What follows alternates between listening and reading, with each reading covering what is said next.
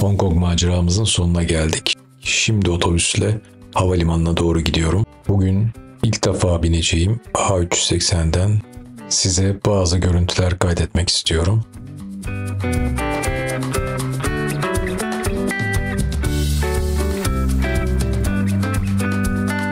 Dünyanın en büyük uçağı A380'e bineceğiz ve buradan Dubai'ye gideceğiz bu uçakla.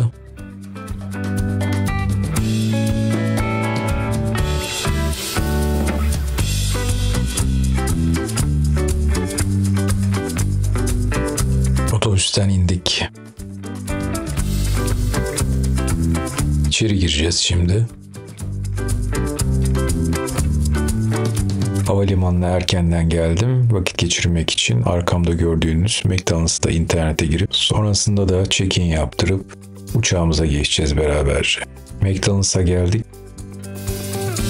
Daha yolculuğun başında kendimi bayağı bir yorgun hissediyorum.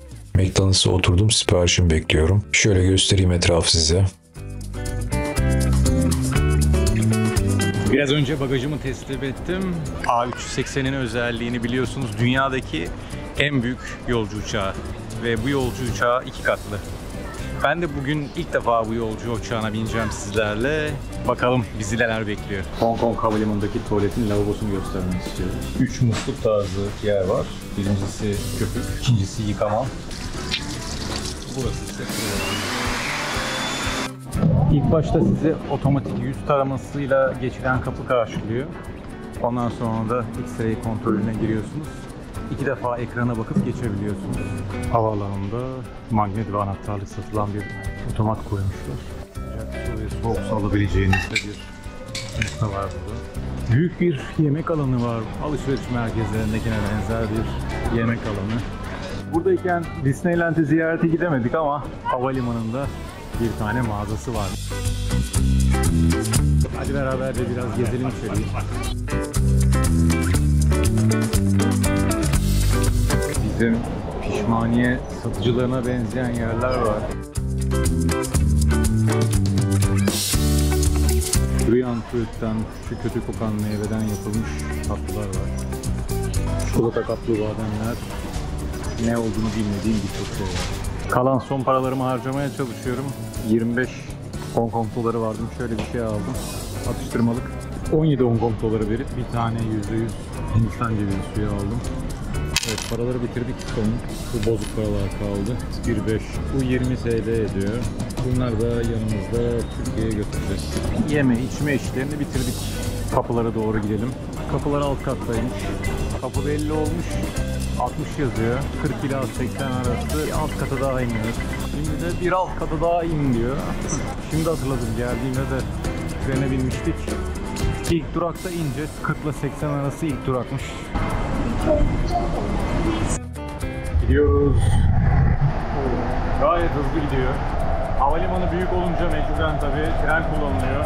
Daha önce Malezya'da ve Singapur'da da trenle havalimanı içerisinde yolculuk yapmıştım. Asansörle çıkabiliyormuşuz 1 ila 80 arası için. Satranç oynamak için güzel bir yer yapmışlar. Yürümeye devam ediyoruz. Size önerim, havalimanı büyük, kapılar birbirinden uzak. Erkenden gelin eğer uçağınız Hong Kong'dan kalkıyorsa. Kapımıza ulaştık sonunda. Daha zamanımız var, bekleyeceğiz. Burada oturup telefon şarj edip, lavaboya uğrayıp, biraz internette takılıp zaman geçirmeyi düşünüyorum. Havalimanı manzaralı çalışma masaları yapmışlar. Ben de şuraya oturup hem manzarayı izleyip hem de biraz internete girebilirim. Bineceğimiz uçak bu. Çok heyecanlıyım. İlk defa bineceğim. Uzundur istiyordum bu uçakla yolculuk yapmak. Devasa bir uçak. Şimdi uçağa yolcuları almaya başladılar. Öncelikle business yolcular alınıyor. Çok büyük bir uçak olduğundan dolayı acele etmiyorum. Bekleyeceğim. Şu an yüklemeler yapılıyor içine aynı zamanda. Ve yolcu binişini de sağ taraftan görebilirsiniz. Aşağıdaki arabalardan ve insanlardan ne kadar büyük olduğunu anlayabilirsiniz. Emirates'in Airbus A380-800 uçağı. Kuyruğun sonu gözükmüyor. Kuyruktayım. Şimdiden perişan, yorgun bir haldeyim. Bakalım yolculuk sonrası ne olacak. Buradaki kuyruk eski Nokia'lardaki yılan oyunundaki gibi eskizerek gidiyor. İleri gidiyor ve tekrar geri dönüyor. Şuradaki kapıdan giriş yapılıyor. Ladies and gentlemen, may I have your attention please? This is the final call for all passengers on Emirates. First Business Class'ın ve Economy Class'ın girişleri ayrı ayrı. Tabii ki ekonomiyi takip ediyoruz. Business, Economy ayrı ayrı demiştim. Diğeri üst kata direkt çıkıyor. Biz alt kattan giriş yapıyoruz. Thank you. Şöyle bir üst kata giriş var. Disneyland'e uğramışlar.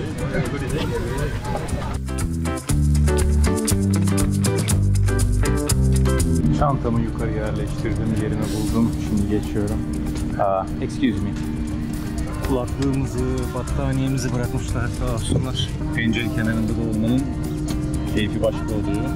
Ekranımız var. Diğer koltuklarla oyun oynama şansı oluyordu. Daha önce kullanmıştım, arkadaşlarla oyun oynamıştım. Uçaktaki koltuk düzeni 3, orta 4 ve tekrar 3. Ekranı kurcalayalım. Sevdiğim özellik de kameralar. Kameralara tıkladığımızda arka kamerası var, kuyruk kamerası. Uçuş esnasında bu kamerayı açıp uçuşu görebilirsiniz. Uçak giderken bu kameradan izleyebiliriz belki sizinle.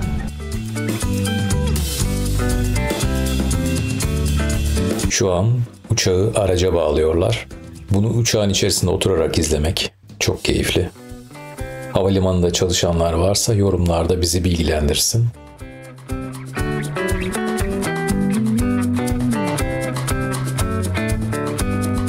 Takamadılar. Sanırım tam hizasına gelmedi. Tekrar deniyorlar. Koltuğumuzda bir tarafı klavye ve oyun konsoluna benzeyen bir kumanda var. Bu renkli tuşlarla oyun oynayabiliyoruz. Diğer tarafına baktığımızda burası daha çok bir telefona benziyor. Telefon edilebiliyor. Kredi kartıyla ödeme yapılabiliyor. 220 volt elektrik prizi var. Birçok ülkenin fişlerine uygun. Ayrıca USB girişi var. Buna harici disk takarak da müzik dinleyebiliyorsunuz. Kulaklık girişi hem onların verdiği kulaklığı hem de kendi kulaklığınızı kullanabiliyorsunuz. Daha önce de çok fonksiyonlu bu kumandadan bahsetmiştim. Yukarıya uzanmadan ışığı yakıp söndürebiliyorsunuz. This Emirates A380. There are 6 emergency exits on the upper deck. Your cabin crew will now pass through the cabin carrying out the final safety check. Enjoy your flight with Emirates. Kaptan az önce dedi ki 10 dakika gecikmeli kalkacakmışız. Trafik yoğunmuş. Ondan dolayı. Dil seçimlerinde Türkçe yok. Birçok dil var ama Türkçe yok. Film ve müzik dışında birçok oyun var. Diğer koltuklarla da oynayabileceğiniz oyunlar var. Evet, şimdi araç bizi götürüyor.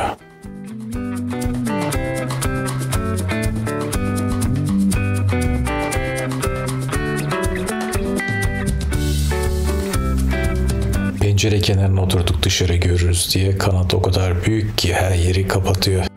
Uçağımız yavaş yavaş kalkış noktasına gidiyor. Kuyruk kamerasından izliyorum. Hepsini size gösteremedim ama koca uçakla havalimanını uzun süre turladık. Aşağıya gösteren bir kamera da var. Pencereden son kez şehrin ışıklarına bakalım. Uçmak için hazırız.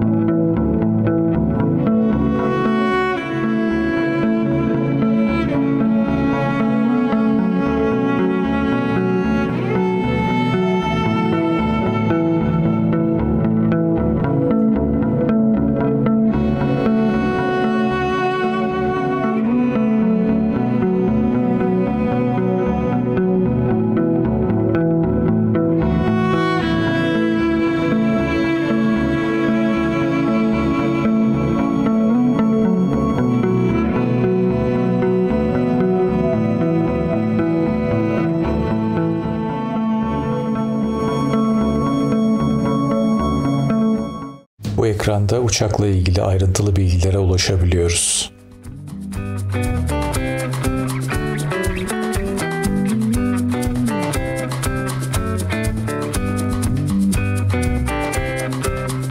Haritadan Dubai'ye olan yolculuğumuzu takip edebiliyoruz. Uçaktaki koltuklar arası telefonla görüşülebiliyor. Türkçe müzik seçenekleri varmış. Şu an bunlar var. Ekrana bakıyordum, birdenbire birisi yüksek sesle Enis diye seslendi, korktum. Bileti alırken yemek vegan tercihi yapmıştım. Bana diğerlerinden önce böyle bir yemek geldi. Tam da yemek ne zaman gelir diye düşünürken bana erken servis çok iyi oldu. Biletinizi alırken vegan, vejeteryan ve dini tercihlere göre yemek tercihi yapabilirsiniz. Ayrıca kurabiye de getirmişler. Şimdi sabah oldu, kahvaltı getirmişler. Burada fasulyeli, sebzeli bir yemek var. Bol bol meyve koymuşlar. Reçel ve ekmek var. Metal çatal, bıçak, kaşık vermişler. Daha önce Türk Hava Yolları'nda da verdiklerini görmüştüm.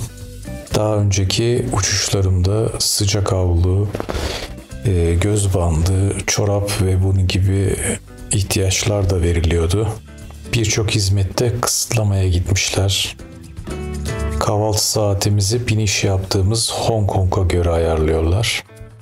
Dubai'de şu an saat 4 saatlik bir zaman farkı var.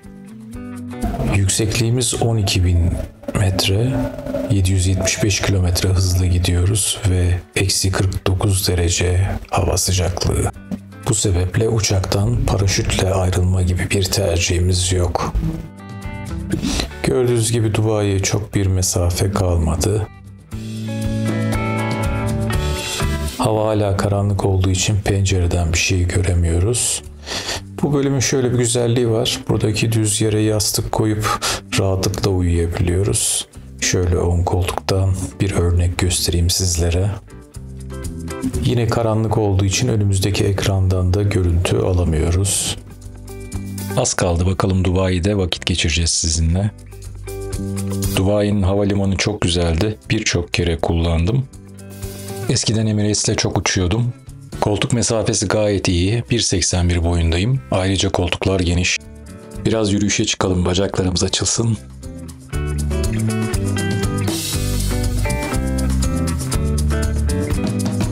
Kocaman kapıları var bu uçağın. Çok fazla tuvalet sırası var. Size üst katı göstermek isterdim ama ne yazık ki izin vermiyorlar. Benzer bir merdivenle uçağın kuyruk kısmından da yukarı çıkılabiliyor. Tuvaletlerin hepsinde kuyruk var.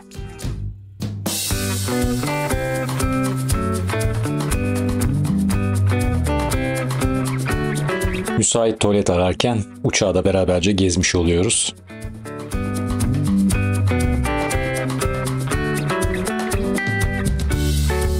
Müsait bir tuvalet buldum. Bu tuvalet aynı zamanda engellilerin de kullanımı için yapılmış. Peçeteler var. Birçok peçete, krem ve sabun var. Sıcak soğuk su imkanı var. Elma suyu aldım kendime. Şimdi Hong Kong'da olsaydım çoktan güneş doğmuştu. Güneşimiz olmasa da dolunayımız var. Koltuktaki ekrandan da dolunay gözüküyor.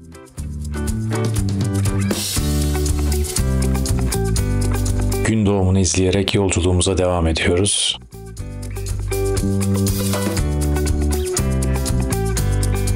Uçak alçalıyor ve birazdan bulutların içerisine gireceğiz.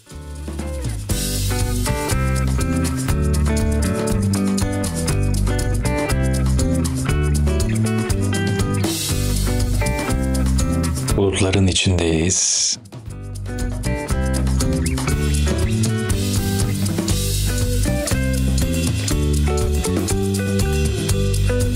Uçağımız iniyor.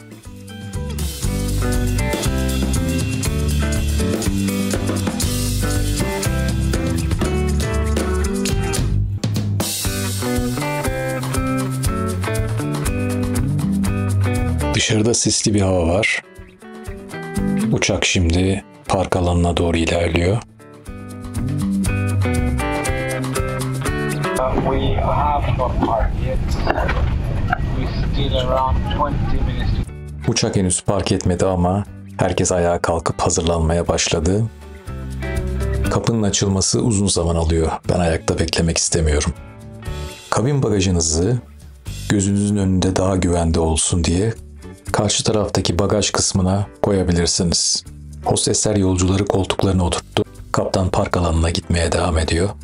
Hostesler yolcuların açtığı bagaj kapaklarını tekrar kapattılar. Bu park alanları ufak ufak. Bize büyük bir yer lazım.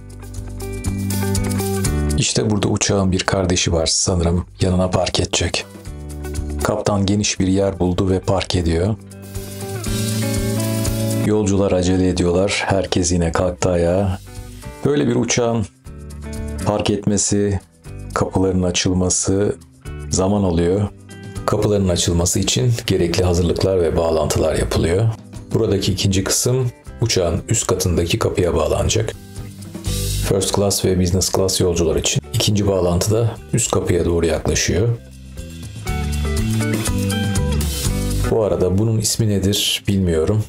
Bilen varsa lütfen yorumlara yazsın. Herkes uçaktan kaçarcasına uzaklaşıyor. Biraz da dışarıdan göstermek istedim size. Benim saatim 11:20. 7:20 geçiyor. Bu arada internete bağlandım. Saati tekrar erken alınca bugün sabah uyanma alarmım 2 defa çaldı. Emirates'in filosunda Airbus A380 uçaklarından tam 121 tane varmış. Bu gördüklerinizin hepsi A380. Kanala abone olmayı ve güzel yorumlar atmayı unutmayın. Sonuna kadar izleyen gönlü güzel seyahat arkadaşım. Hoşça kal.